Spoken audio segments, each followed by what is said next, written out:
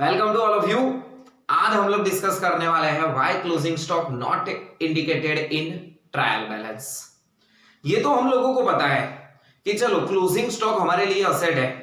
जब सारी असेट दिखाई जाती है ट्रायल बैलेंस में, लैंड एंड बिल्डिंग है, फर्नीचर है, प्लांट एंड मशीनरी है, इवन कैश भी है, जो भी हमारे लिए असेट है सब असेट दिखाई जाती है, बट क्लोजिंग स्टॉक नहीं दिखाया जाता। क्या गलती की है क्लोजिंग स्टॉक ने, जो उसको ट्रायल बैलेंस में दिखाने की जगह नीचे अलग से एडजस्टमेंट में लिखा जाता है? क्या उसने ऐसी कोई गलती की है जिसके कारण ट्रायल बैलेंस से उसको बर्खास्त किया गया हो? जी हां, क्या गलती की है वो समझने से पहले यह समझ ले कि दूसरी असेट ने यह गलती नहीं की है। फॉर एग्जाम्पल, मेरे को कोई पैसे दे रहा है, मतलब मेरे पास कैश इनवर्ड आ रहा है। सपोज मेरे पास 50,000 कैश इनवर्ड हुआ।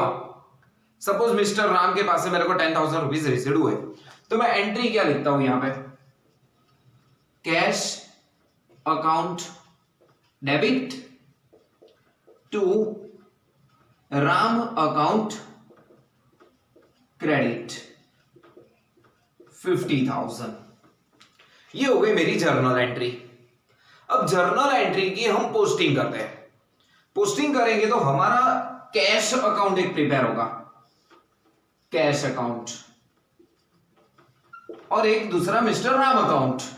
बट वो मैं यहां पे डिस्कस नहीं कर रहा हूं, क्योंकि यहां पे हम बात कर रहे हैं असेट की। तो कैश अकाउंट मेरे पास आ रहे हैं पैसे, तो मैं डेबिट साइड पे लिख दूंगा टू राम 50,000। ये ट्रांजैक्शन था, मेरे पास पैसे आए, मैंने उसकी जर्नल एंट्री लिखी और सिंपल सी एक पोस्टिंग कर दी। अब क्या हुआ, कोई एक्सपेंस मैंने पेमेंट किया। सपोज मैंने 30,000 का एक्सपेंस पेमेंट किया, तो मेरी एंट्री क्या होगी? Expense account debit 30,000 to cash account credit 30,000। तो कैश अकाउंट क्रेडिट साइड पे हम लिखेंगे बाय एक्सपेंस 30,000। ये दूसरा हमारा ट्रांजैक्शन था। ट्रायल बैलेंस, पहले ये समझ लो कि ट्रायल बैलेंस है क्या। ट्रायल बैलेंस बनाने से पहले हमने जितने भी लेजर अकाउंट प्रिपेयर किए हैं उसमें जो भी डिफरेंसेस आ रहे हैं उस डिफरेंस को हम बैलेंस शो करते हैं ट्रायल बैलेंस में। अगर कोई अकाउंट में डिफरेंस नहीं शो कर रहा, दैट मींस बैलेंस नहीं दिखा रहा, तो उसको हम ट्रायल बैलेंस में भी नहीं दिखाएंगे। तो यही चीज अगर आपके पास ऐसा होता कि राम ने आपको 50,000 दिए और 50,000 का अगर आपने एक्सपेंस किया हुआ है बाय एक्सपेंस 50,000, तो बैलेंस आपके पास कुछ नहीं रहेगा, तो ये भी ट्रायल बैलेंस में नहीं आएगा।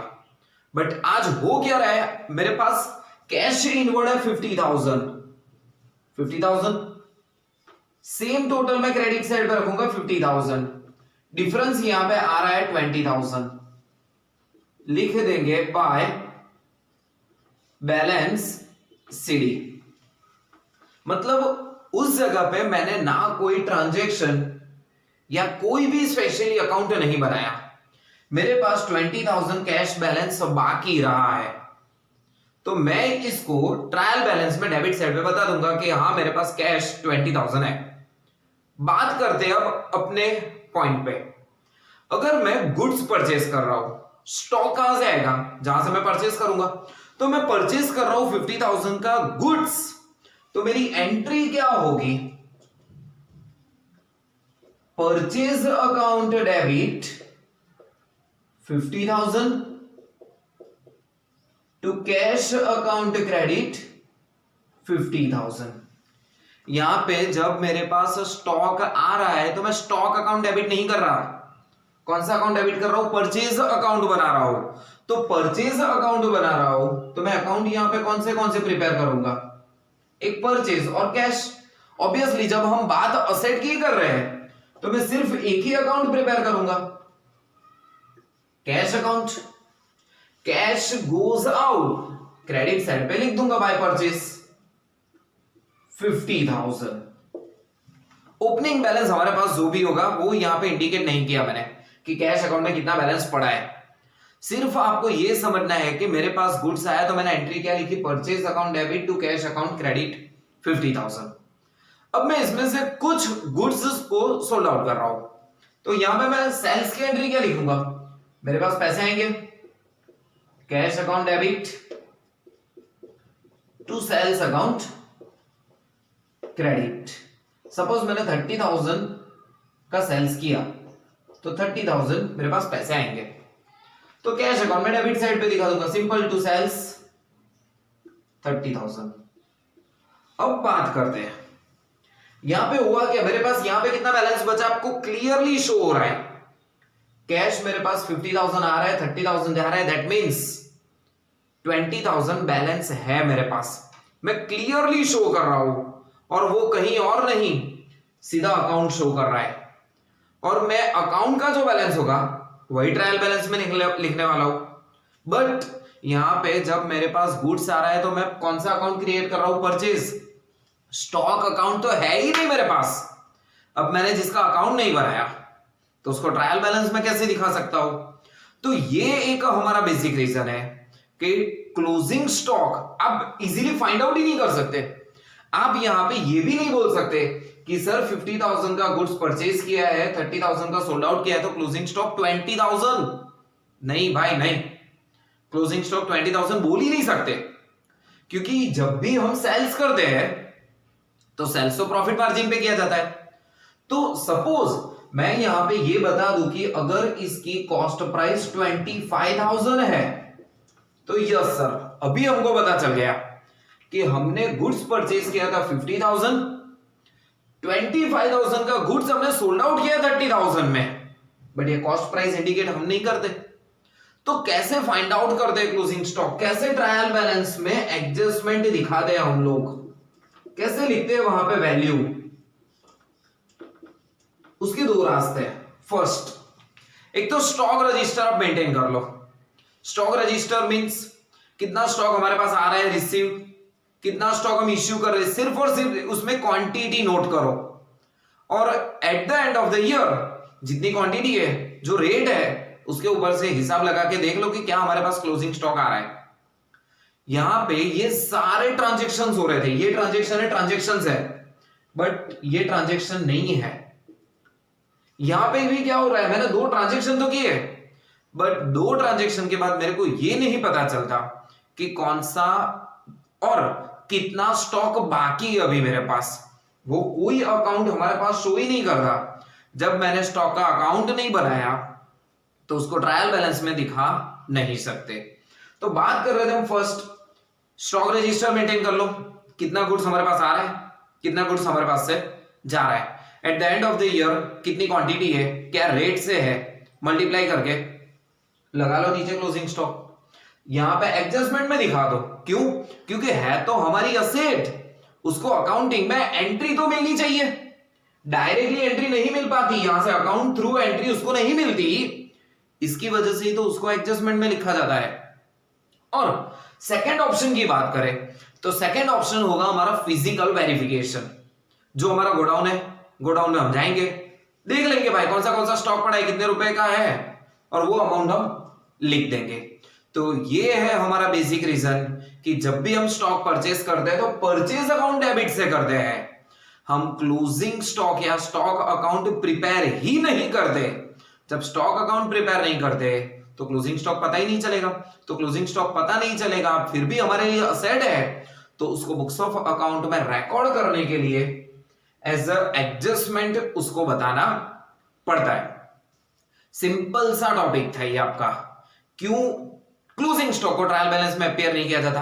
बेसिक रीजन, सर उसका अकाउंट ही हम प्रिपेयर नहीं करते तो उसको बताने की जरूरत नहीं है।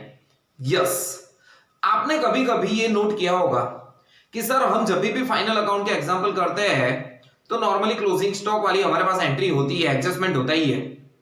तो क्लोजिंग स्टॉक वाले की हम एंट्री क्या लिखते हैं, stock account debit to trading account debit. Suppose मैं यही अमाउंट से बात करूं, 50,000 का गुड्स परचेज किया मैंने, 25,000 का गुड्स 30,000 में सोल्ड आउट किया हुआ है, दैट मीन्स 25,000 का मेरे पास बैलेंस बचा है। तो ये हम क्लोजिंग एंट्री लिखते हैं।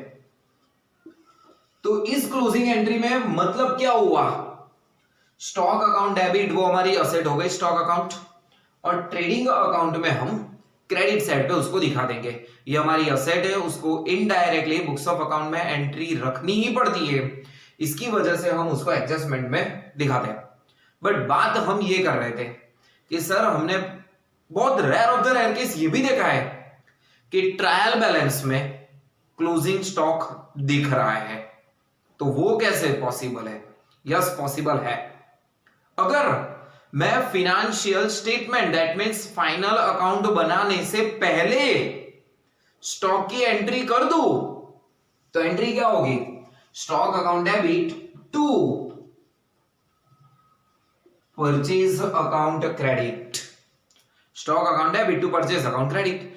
उस टाइम पे क्या होगा, जब मैंने फिनेंशियल स्टेटमेंट बनाने से पहले ही मैंने ये जर्नल एंट्री लिख दी है, क्लोजिंग स्टॉक की क्लोजिंग एंट्री नहीं बोल रहा, जर्नल एंट्री में लिख रहा हूं, तो स्टॉक का एक अकाउंट बनेगा, डेबिट साइड पे हो जाएगा हमारे पास, to purchase account credit, purchase account हमारा कम हो जाएगा।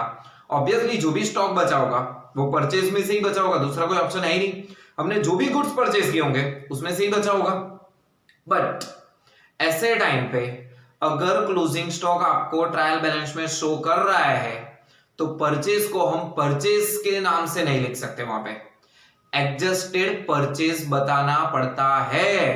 अगर हमने क्लोजिंग स्टॉक की इफेक्ट सीधा परचेज अकाउंट में ट्रांसफर किया हुआ है, तो हम ट्रायल बैलेंस में परचेज की जगह पे एडजस्टेड परचेज नाम से वहां पे अकाउंट शो करना पड़ता है। तो ये था सिंपल सा रीजन, क्योंकि हम क्लोजिंग स्टॉक के लिए सेपरेट स्टॉक अकाउंट प्रिपेयर ही नहीं करते, तो उसकी एंट्री ट्रायल बैलेंस में नहीं दिखती। और rare of the rare case अगर दिख गई है, तो वो समझ लो फिनेंशियल स्टेटमेंट बनाने से पहले या फिर ट्रायल बैलेंस बनाने से पहले हमने स्टॉक अकाउंट को सीधा परचेस अकाउंट में भेज दिया, तो पॉसिबल है कि आपको क्लोजिंग स्टॉक भी ट्रायल बैलेंस में देख सकता है। कैसा लगा ये आपको वीडियो, नीचे कमेंट में बताना और लाइक करके जरूर जाना। तब तक आपको ऑल द बेस्ट।